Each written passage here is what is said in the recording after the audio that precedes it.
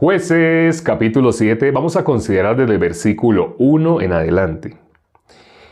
Levantándose pues de mañana, Jerobbaal, el cual es Gedeón, y todo el pueblo que estaba con él acamparon junto a la fuente de Arot, y tenía el campamento de los madianitas al norte, más allá del collado de Moré en el valle.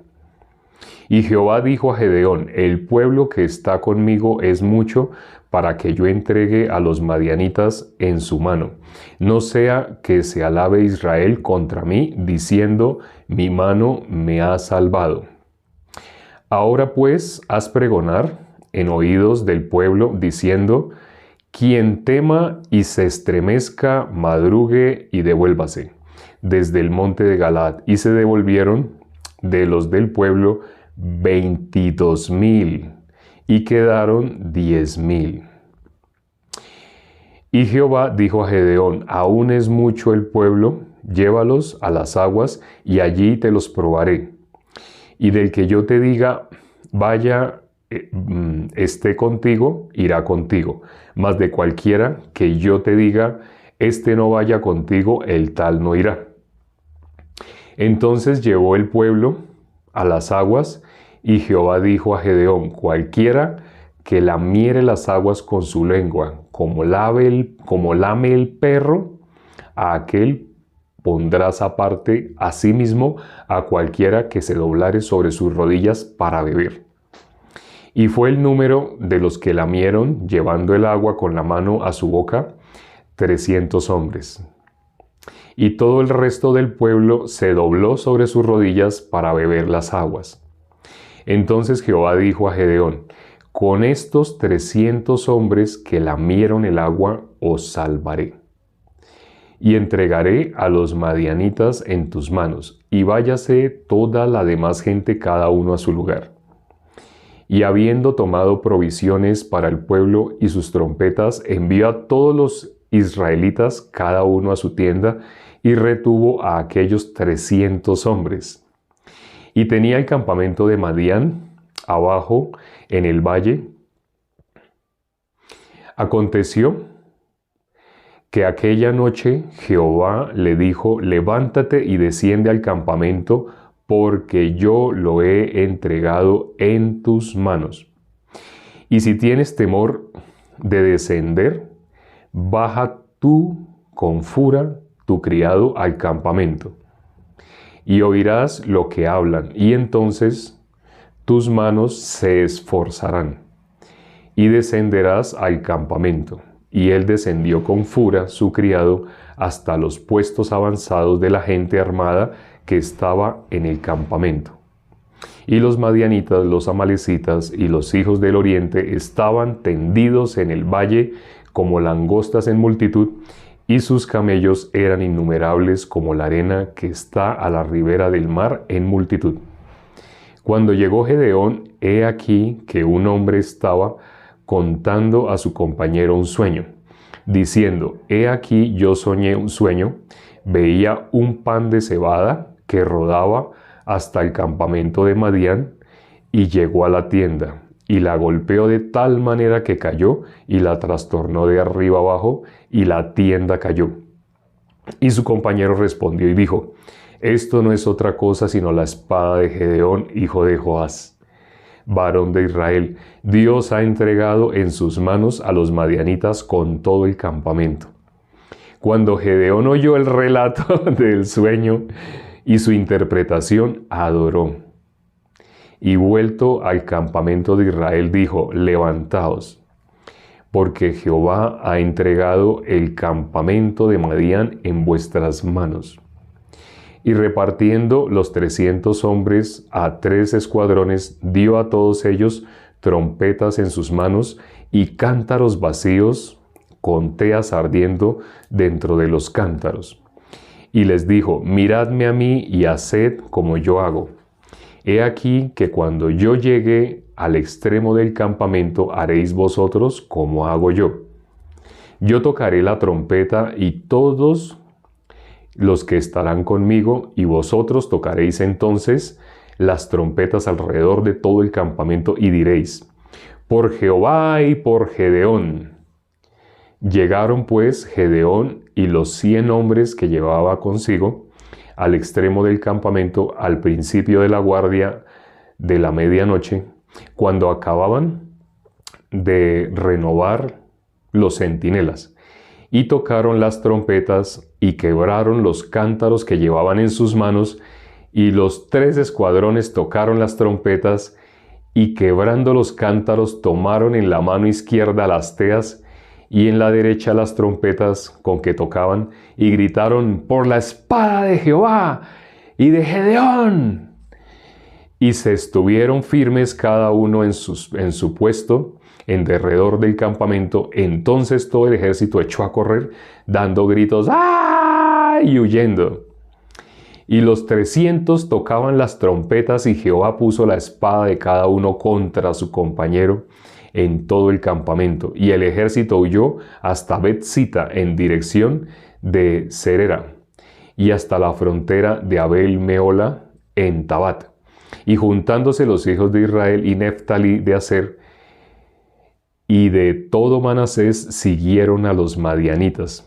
Gedeón también envió mensajeros por todo el monte de Efraín, diciendo: descended al encuentro de los madianitas y tomad los vados de Bet-bara y del Jordán antes que ellos lleguen. Y juntos todos los hombres de Efraín tomaron los vados de Bet-bara y del Jordán, y tomaron a 2 príncipes de los madianitas, Oreb y Seb, y mataron a Oreb en la peña de Oreb, y a Seb lo mataron en el lagar de Seb. Y después que siguieron a los madianitas, trajeron las cabezas de Oreb y de Seb a Gedeón al otro lado del Jordán.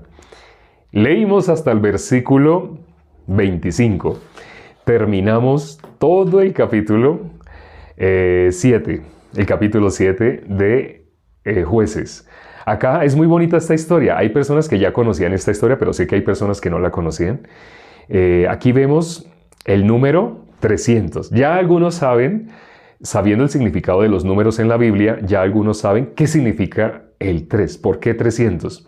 Y también algunos ya habrán hecho alguna relación, ya entiendo por qué hicieron una película que fue muy popular, fue muy famosa y que se llamaba 300. Normalmente las películas tienen nombres largos o nombres muy adornados, pero hay una película que se llama como un número, solamente hay una película que se llama 300.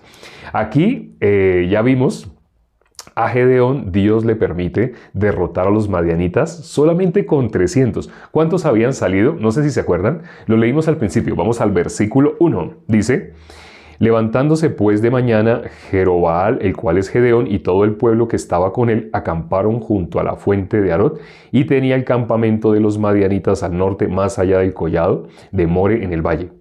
Y Jehová dijo a Gedeón: el pueblo que está contigo es mucho para que yo entregue a los madianitas en su mano, no sea que se alabe Israel contra mí, diciendo: mi mano me ha salvado. Ahora pues haz pregonar en oídos del pueblo, diciendo: quien tema y se estremezca, madrugue y devuélvase desde el monte de Galaad. Y se devolvieron del pueblo 22,000 y quedaron 10,000. En total habían ¿cuántos? ¿Alguien se dio cuenta cuántos habían en total al principio? ¿Alguien se dio cuenta? ¿Alguien hizo las cuentas? Ahorita lo acabamos de leer. ¿Cuántos habían al principio? 32,000. Gracias, Luis. Gracias, Luis. Habían 32,000 personas que iban a pelear contra los madianitas, porque los madianitas eran muchos. Entonces, para pelear contra los madianitas, normalmente uno ¿qué piensa? Para que sea una lucha igual debe ser un número muy parecido. Por eso iban con 32,000. Pero se devolvieron cuando dijo que los que tuvieran miedo que se fueran. ¿Cuántos se fueron? 22,000. Solo quedaron 10,000. Ahora la desventaja numérica era impresionante. Nadie haría guerra, nadie. Ni que le faltara un tornillo. Sí, nadie haría guerra únicamente con una cuarta, una tercera parte de lo que tiene su enemigo. Pero aún así, ¿qué dijo Dios? No, es mucho. Son muchos. ¿Por qué eran muchos? Porque lo dijo al principio. No sé si se dieron cuenta qué fue lo que Dios dijo al principio, por lo cual no quería que fueran tantos a pelear. ¿Sí se acuerdan? ¿Qué fue lo que Dios dijo al principio? ¿Alguien se acuerda? O lo están leyendo, en ese momento están leyendo eso. Vamos a leerlo. El versículo 2 dice: y Jehová dijo a Gedeón: el pueblo que está contigo es mucho, para que yo entregue a los madianitas en su mano, no sea que se alabe Israel contra mí. Ayer vimos ese secreto. Satanás lo que quiere es que le sirvamos. Y también ayer vimos claramente que servirle a Satanás es alabar. Alabar a Satanás es servirle. ¿Qué dijo Satanás? Todo esto te daré si postrado me adorares. ¿Pero qué es adorar? Las personas piensan que adoración es cantar, hacer canciones con música muy bonita. No, eso mueve emociones, pero eso no es adorar. Ayer lo leímos en Mateo capítulo 4. Ahí aparece claramente qué es adorar. Adorar es servirle. Entonces Satanás quiere que le adoremos, Satanás quiere que le sirvamos. Pero ¿qué dijo Dios acá? ¿Quién está queriendo robarse la gloria de Dios? ¿Se la quiere robar? Aparentemente el pueblo de Israel dijo: no sea que porque van muchos, entonces se alaben y piensen que fueron ellos mismos. Ya sabemos que si una persona piensa que es esa persona misma la que hizo el trabajo y no Dios, dice en la palabra, Lamentaciones 3:37, ¿quién será aquel que diga que sucedió algo que el Señor no mandó? Todo cuanto sucede es porque Dios así lo permite. Dios inevitablemente permite que las personas, dice la palabra que Dios hace llover sobre buenos y malos. Dios hace llover sobre justos y pecadores. Entonces una persona que reniega de Dios, que todavía dice que no cree en Dios, que dice que la Biblia es una fábula, ese tipo de personas que se expresan de esa manera, o que están heridos porque algo les pasó en su niñez y entonces ya quieren decir que las cosas son así, como si por decir así las cosas fueran a ser como ellos están diciendo. Las personas que tienen ese corazón, Dios les está dando sus trabajos. Dios les está dando para que ellos alimenten a sus hijos. Dios les está dando la oportunidad de que compren sus casas, sus carros. Pareciera, ellos triunfaron por sí mismos. No. Dios está permitiendo por lo que está escrito en la palabra.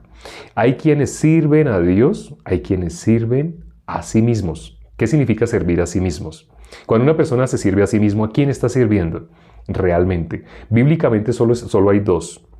Si no está sirviendo a Dios, está sirviendo al otro. Ya sabemos a quién, a Satanás. A personas no les gusta que se diga este nombre, pero bíblicamente es así. El que no está sirviendo a Dios, está sirviendo a Satanás. Entonces ellos se podían gloriar, se podían alabar a sí mismos por la cantidad. Cuando Dios dice que eran muchos, está diciendo muchos en el sentido de que iba a ser como, la pelea iba a ser como pareja, casi que 1-1. Y Dios dice, no, así no. Esos son muchos. Entonces, que se devuelvan los que tienen miedo, los medrosos, los pusilánimes, los que estén temblando, devuélvanse. Se devolvieron 22,000. Quedando 10,000, ¿Dios qué dice? Todavía son muchos. Sí, todavía son muchos. Entonces, ¿qué dice? Como son muchos, ahora vamos a que beban. Y cuando vayan a beber, el que lama como un perro, los demás se van a arrodillar. Pero el que lama como un perro, esos. ¿Y cuántos lamieron como un perro el agua? Increíble, ¿no? No se imagina uno un ser humano pudiéndose agachar y tomar agua. ¿Quién no se imagina uno haciendo como un perro? Si los perritos hacen así. Pero hubo 300 que hicieron como un perro. Y Dios le dijo, con esos 300, esos fueron los 300 que Dios eligió para que pelearan realmente por Israel contra un ejército numeroso. En la película 300, efectivamente se ven 300 personas, 300 guerreros. Claro que en la película 300 se ven 300 guerreros musculosos, así como el ser humano se imagina, como Naamán. Naamán tenía una idea de Dios, por eso Naamán no podía recibir la palabra de Dios, porque él tenía su propio concepto, su propia idea de lo que Dios debería hacer. Entonces Naamán, cuando llegó el profeta y le dijo a su criado, vaya y dígale a Naamán que se lave 7 veces en el Jordán. ¿Qué es lo que hace que una persona experimente dolor? Ahora van a ver el secreto de ustedes porque ven personas amargadas. Ustedes pueden ver personas que están felices aún en dificultades y van a ver personas que están amargadas aún teniéndolo todo. Como un video que nos dieron hace poco, ¿no? Ayer alguien nos envió un video muy bonito sobre ese tema. ¿Qué hace que las personas estén así frustradas, amargadas? El hecho de que las personas no vean realizarse lo que ellos querían. Cuando una persona vive para su punto de vista, para su deseo y no llega a alcanzar lo que desea, se siente frustrado. Pero vivir para su deseo, esa persona está considerando a Dios, está considerando si Dios no me permite, yo no lo tengo, o por el contrario, si tiene algo muy grande, se está alabando de yo lo alcancé, yo lo logré, o está pudiendo reconocer a Dios. El ser humano en modo natural no tiene Dios, dice la palabra, no hay Dios en ninguno de sus caminos. En este caso, el pueblo de Israel con 300 no se podían alabar. Pero en la película vemos lo contrario. En la película vemos que son personas musculosas, ¿no? Musculosos así, tienen unos hombros inmensos, hacen mucho ejercicio, ¿no? Van al gimnasio. Las personas se imaginan esos guerreros sí pueden pelear. En la película 300, si la han visto, pelean contra persas. Y son una multitud enorme, miles de miles.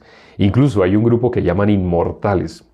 Bueno, vean la película, no les cuento la película. El detalle es que el mundo se imagina que es con fuerza, que es con su propia fuerza.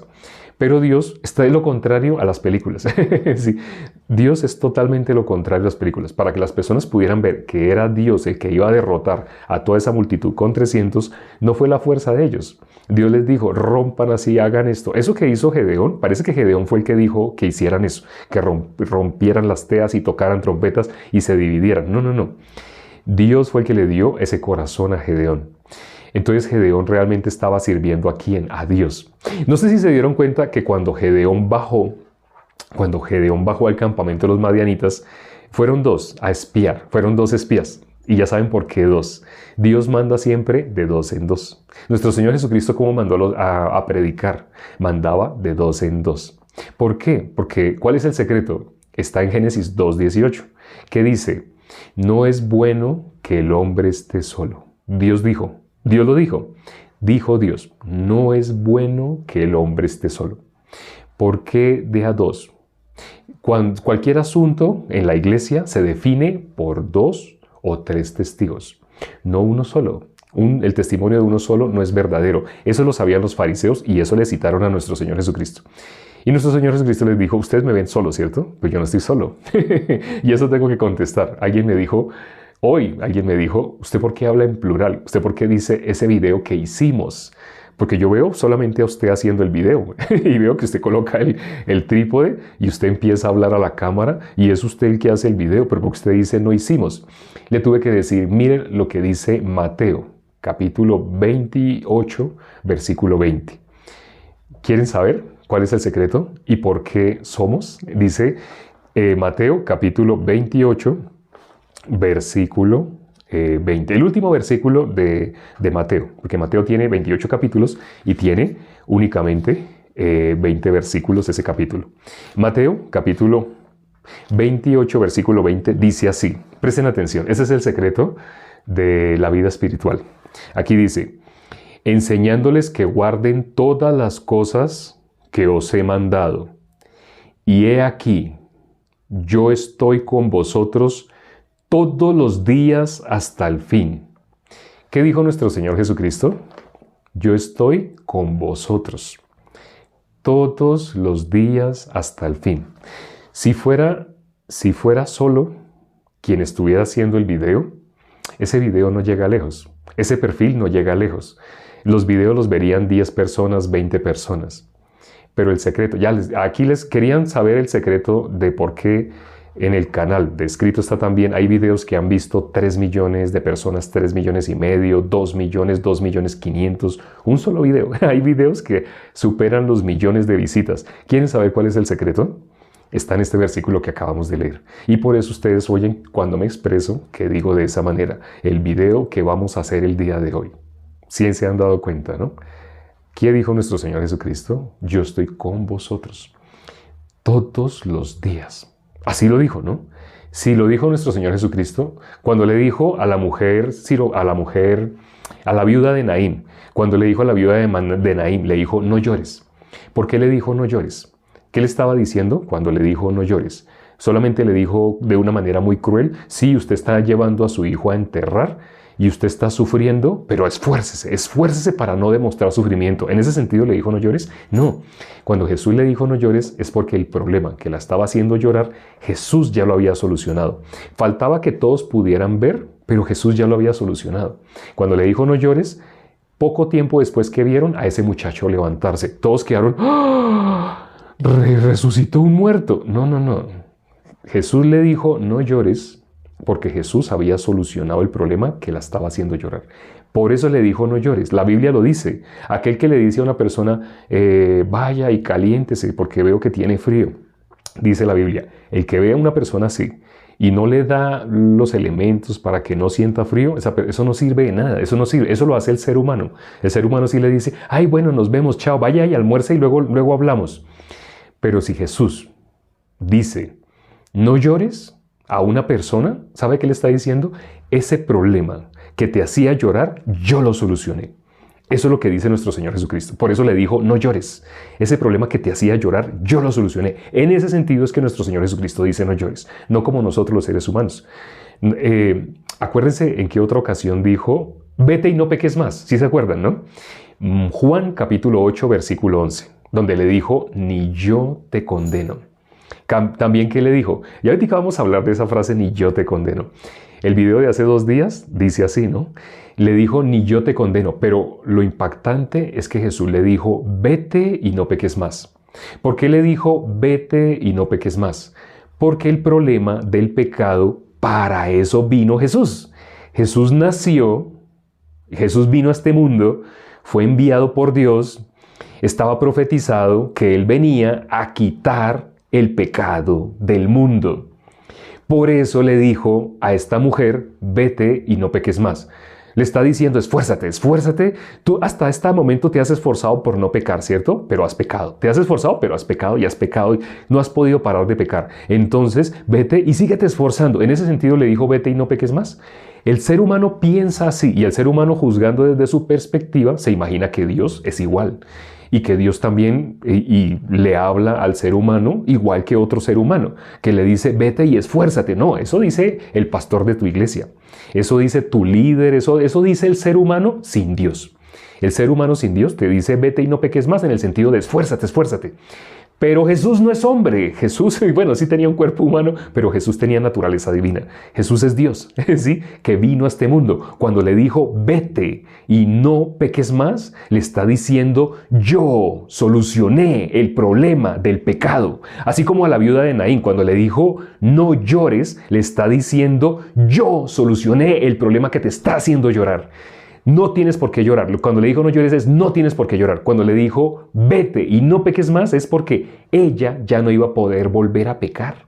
Sé que esto que acabo de decir a más de uno lo escandalizará y más de uno estará pensando, pero ¿quién va a decir que no puede volver a pecar? Si tú crees en la palabra de Dios, si tú crees en la Biblia, mira Primera de Juan, capítulo 3, versículo 9. Ahí dice, el que es nacido de Dios no puede pecar. ¿Quieres saber si eres nacido de Dios? No es porque te bautizaste, no es porque hiciste una oración, no es porque asististe a una iglesia o hiciste algún esfuerzo, sacrificio. Dios no recibe nada de tu mano. Lee Job, capítulo 35, versículos 6 y 7. Dios no recibe nada, sea bonito o feo, que tú hagas. Dios no recibe nada de tu mano. Lo dice la palabra de Dios. No es algo que me estoy inventando, que se me está ocurriendo. No, lo dice la palabra de Dios.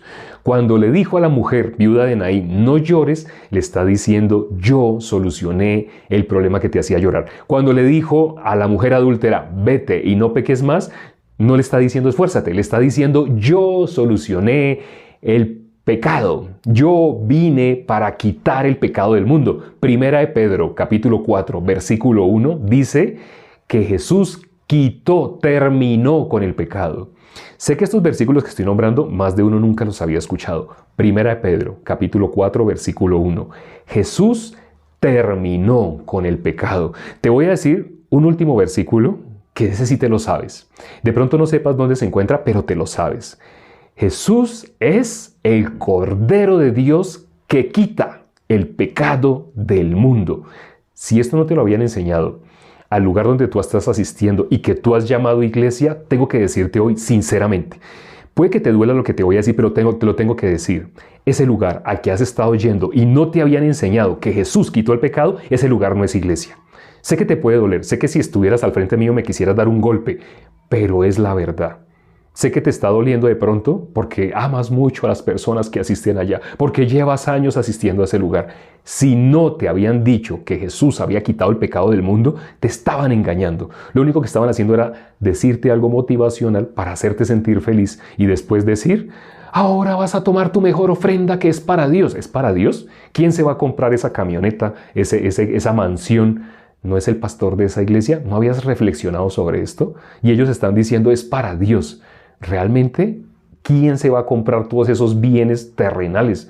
Es esos sinvergüenzas que la gente llama pastores. No son pastores. Si fueran enviados por Dios bíblicamente, te enseñarían, te guiarían para que conocieras el Evangelio. ¿Y cuál es el Evangelio? El Evangelio significa buena nueva. La buena nueva es: Jesús terminó con el pecado.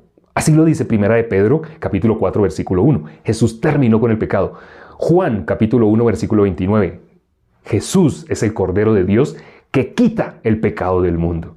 Espero que te haya quedado claro, porque llegó el momento del testimonio. Si no te quedó claro, este video lo puedes ver más adelante. Lo puedes ver en YouTube. En 1 hora aproximadamente va a estar subido a YouTube. De momento vas a escuchar el testimonio de una hermana que recibió la salvación y nos va a testificar cómo fue que recibió la salvación. Vamos a escuchar a Edith. Hoy nos va a compartir su testimonio la hermana Edith de México. Buenas noches, hermano, ¿me escuchan? ¡Perfecto! ¿Se escucha? ¡Perfecto! Buenas noches, hermanos en Cristo. Pues voy a dar mi testimonio de salvación. Yo vengo de una iglesia que supuestamente es iglesia, pero ahora me doy cuenta que verdaderamente no es la iglesia. Sí, yo recibí salvación por medio de mi esposo. Él recibió salvación en octubre y yo recibí salvación en noviembre, el 9 de diciembre, perdón.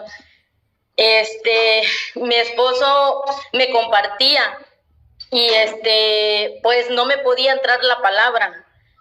Sí, porque pues yo traía una oscuridad dentro de mi corazón. Sí, entonces cuando salió esa oscuridad fue que entró la luz, que es nuestro Señor Jesucristo. Sí, entonces mi esposo me compartía y pues él, sin darse cuenta, también apenas apenas también le estaba llegando el evangelio. Una vez hasta me enojé con él y él me decía, dice, oye, dice, le preguntaba de hecho el hermano Matusalén que yo no me pegaba la palabra, y ciertamente cuando nosotros fuimos a San José del Cabo, aquí en Baja California, él pensó que yo había recibido salvación, pero realmente no, mi corazón todavía pues estaba en tinieblas, estaba en oscuridad, ¿sí? Entonces me enojé con él un día, me dice, me pregunta, ¿tú eres pecador o justo? Digo, no, pues soy pecadora porque pues todavía seguimos en este mundo, todavía seguimos pecando. Sí, yo fue lo que le contesté. Entonces me dijo él, no, pero si dice la Biblia que ya fuiste santificada, ya fuiste justificada. Pero le digo, no, es que no, digo, no, eso no es cierto, le digo, porque seguimos pecando, le digo, sí. Entonces, pues salió la oscuridad y por la gracia de Dios, pues me escogió, ¿va? Porque dice su palabra que Él escogió lo necio y a lo vil del mundo, ¿no? Entonces, pues, estoy muy agradecida con Dios, hermanos, porque por la verdad me dio su gracia de creer a la palabra. Sí, porque yo pues no botaba mi pensamiento, decía, no, pero soy pecadora, ¿sí? Pero ahora sé que Cristo ya lavó mi pecado, ¿sí? Y claro que reconozco y acepto y creo que Jesucristo terminó con el pecado, hermanos, ¿sí? Pues entonces, es todo, hermano, pues yo creo que no tengo más que decir, pues hay que creer a la palabra todo lo que la palabra dice, ¿no? Eso es todo, hermanos. Buenas noches. Qué impresionante el testimonio de Edith. Cuando recién me empecé a comunicar con el hermano Jaime Neri es el esposo de Edith. Ah, bueno, si no sabían, Edith, la hermana que acaba de testificar, es la esposa del hermano Jaime Neri. Ustedes han oído la profundidad, la madurez espiritual que hay en el hermano Jaime Neri. El hermano Jaime Neri lleva meses de haber recibido la salvación, pero está fuertemente conectado, se conectó muy fuertemente. Y les voy a decir el secreto de cómo él se conectó muy fuertemente. Ayer hablamos de David, cómo David, antes de ser rey, él estuvo en una gran angustia. Cuando leemos 1 Samuel capítulo 30, el versículo 6, dice que él se angustió mucho en extremo. Él había llorado hasta que le faltaron fuerzas para llorar. Imagínense en el dolor tan fuerte que estuvo David. ¿Sabe por qué David estuvo en ese dolor tan fuerte? Porque Dios lo iba a usar muy fuertemente. El hermano Jaime Neri me llamaba llorando. Varias veces me escribía, porque ya saben, mi comunicación es únicamente a través de WhatsApp. Él me escribía y me dejaba mensajes, todavía los tengo, de vez en cuando los escucho y es increíble. Cuando oigo al varón de Dios, que en este momento es el hermano Jaime, no tiene nada que ver con lo que yo escuchaba en esos audios. En esos audios lo que oía era a David llorando hasta que le faltaban fuerzas para llorar. Él sufrió un dolor muy, muy fuerte. La familia, tanto la hermana Edith como el hermano Jaime, experimentaron una situación muy, como dijo la hermana Edith, muy oscura. Él sufrió un dolor muy, muy fuerte. En la Biblia dice, no hay profeta sin honra, sino en su propia casa. Así dice la palabra. ¿Y qué pasa con el hermano Jaime Neri? Su esposa recibió salvación a través de él. Dios lo iba a usar constantemente. Cuando nos comunicamos con el hermano Jaime Neri, él me decía con dolor lo que estaba experimentando. Y la palabra que más teníamos que volver a mirar y volver a mirar, como José también experimentó un quebrantamiento, un desierto antes de ser gobernador. David también, los dos son sombra de nuestro Señor Jesucristo. Y en esta época Dios va a usar de una manera impresionante al hermano Jaime Neri. El dolor que estuvo rodeando la salvación de él, él había recibido la salvación, pero Satanás ahí mismo quiso destruirlo. Ahí mismo quiso, no sé, hasta él pensó, o sea, el dolor era tan fuerte que yo lo entiendo. Yo experimenté un dolor similar. Ustedes han oído mi testimonio. El dolor era tan fuerte que él en ese momento no es que se pudiera suicidar, no, pero el dolor es cuando una persona siente un dolor tan fuerte, desearía, Dios, lléveme ya me salvó, lléveme. Porque él recibiendo la salvación estaba así en un quebrantamiento terrible, impresionante, que uno dice no se lo desea a nadie. Pero eso era porque cuando él pasara esa etapa, como le pasó a David, iba a ver de ahí en adelante, como dice la palabra, las puertas de los cielos abiertas y ángeles que descienden, suben y descienden. Cuando ustedes escuchan los audios que él coloca, ustedes escuchan, uy no, pero Jaime Neri, siento como si estuviera oyendo a un pastor que lleva muchos años en la misión, lleva meses. Pero ¿por qué él habla con tanta madurez? Porque Dios lo va a usar de una manera asombrosa. Muchas personas van a recibir la salvación a través de esta familia. No hay profeta sin honra, sino en su propia casa.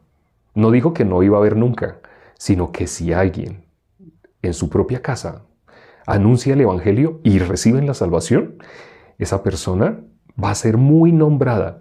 ¿Ustedes saben de alguien que ha sido muy nombrado en la Biblia? Alguien que fue muy nombrado. Moisés fue muy nombrado, ¿no? Nosotros todavía hablamos de Moisés, pero ¿qué dice Moisés? Él menospreció el ser hijo de la hija de Faraón. Él menospreció eso, con tal de ir solamente apuntándole a la meta, a el supremo llamamiento. Así hizo Moisés. Pero ustedes saben, les he contado la historia de un sacerdote católico, así como Martín Lutero. Martín Lutero fue un sacerdote católico, pero Martín Lutero estuvo dispuesto, igual que Ruth, igual que Noemí, igual que Esther. No sé si se acuerdan lo que dijo Esther: si perezco, que perezca. Así, ese mismo corazón lo tuvo Martín Lutero: si perezco, que perezca. Martín Lutero estaba dispuesto a 100% en las manos de Dios. Si Dios quiere que me quiten la cabeza, que me la quiten. Lo iban a quemar, lo querían quemar. El poder que existía en esa época tenía todo para destruirlo. pero Dios lo guardó. Porque Martín Lutero no escondió el Evangelio, no se escondió. En cambio, si ese sacerdote que les he contado que hubo antes de Martín Lutero, cuando tumbaron su casa después de que él murió, descubrieron que él había escrito el Evangelio. Lo mismo que había descubierto Martín Lutero, lo descubrió ese sacerdote. Pero ¿por qué ese sacerdote nadie lo conoce? Porque no sabemos ni siquiera el nombre. Sabemos que hubo un sacerdote antes de Martín Lutero que ya había descubierto el Evangelio y había escrito, así como Martín Lutero escribió, ese también había escrito y había dejado escritos del Evangelio, pero estaban entre las paredes de su casa. Fue valiente, fue cobarde. Dice la palabra, si retrocediere no agradará a mi alma. Ahora, ¿fue honrado? ¿Él fue honrado? No fue honrado. Ni siquiera conocemos el nombre de ese sacerdote. Pero de Martín Lutero, ¿quién no conoce a Martín Lutero? Si tú tienes una Biblia en tu casa, es porque Dios usó a Martín Lutero para que la Biblia saliera de ese monopolio donde estaba escondida y para que fuera traducida, primero que todo, al alemán. Al primer lenguaje que muchas personas pudieron leer la Biblia fue el alemán, porque antes estaba escondido, estaba muy oscuro entre idiomas que solamente un pequeño grupo de personas podía interpretar. Pero Dios usó a Martín Lutero para que tú pudieras tener la Biblia en tus manos. Por eso el nombre Martín Lutero es muy honrado, por eso Moisés es muy honrado y por eso ese sacerdote cobarde que no quiso anunciar el Evangelio para que no lo quemaran. Sí, él murió. Yo creo que habrá muerto hasta de una enfermedad, habrá muerto con mucho dolor, de una manera muy penosa. Ese es lo contrario a ser honrado. Y no hay profeta sin honra, sino en su propia tierra.